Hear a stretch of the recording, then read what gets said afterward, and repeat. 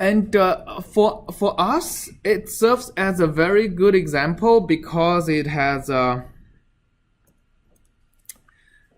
several limiting cases that actually describes that can generalize to different physical phenomena. So the limiting case 1 is what's so-called the parabolic equation when u is equal to 0.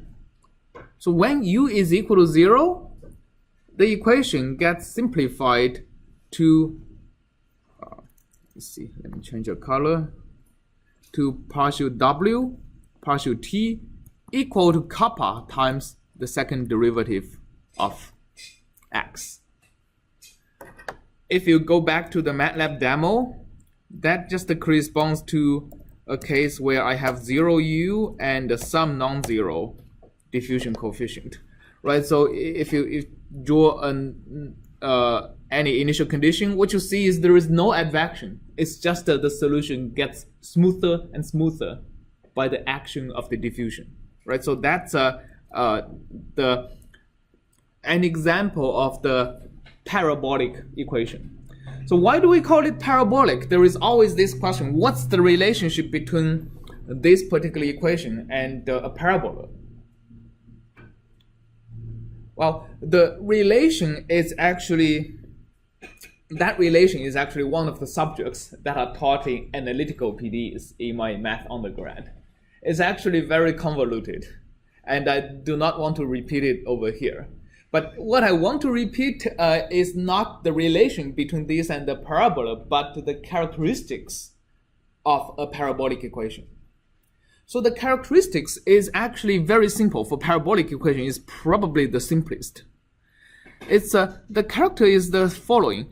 If you draw this so-called x and t diagram, the space-time diagram, okay, and imagine I have the solution of the PDE being the third dimension that goes out of the screen.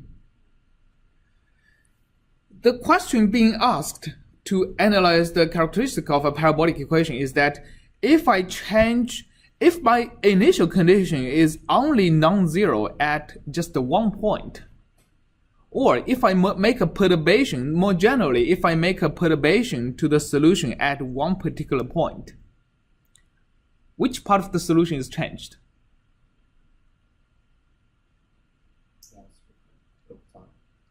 Yes, the solution is going to be changed after that perturbation. So this is the part of the solution that is going to be changed in a parabolic equation. So parabolic equation is an equation that has a concept of time.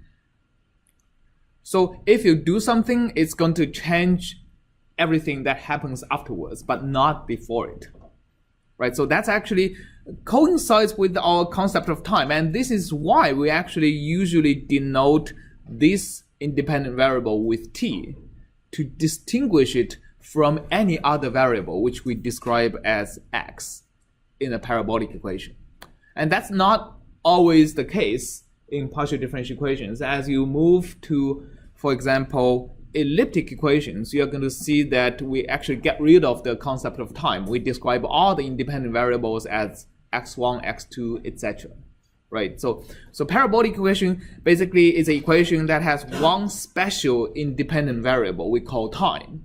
And if you make any perturbation to the equation, you are only going to change what happens afterwards. Right? So basically, if you add a delta function, let's say x minus x0 and t minus t0. Are we all familiar with the concept of delta function? Basically, you just make a single pulse at a particular space, particular time, right? The effect of adding that pulse is only going to be reflected for the solution after t0. Okay, any questions on this? Yes? So like any equation describing real life models, things can have to be parabolic because you cannot change anything like prior to. Yeah, so the question is any equation that describes things in real time, in real life, has to be parabolic? The answer to this question is actually no. So let's actually to get to the answer to that question, let's actually go to describe the second limiting case, the elliptic equations.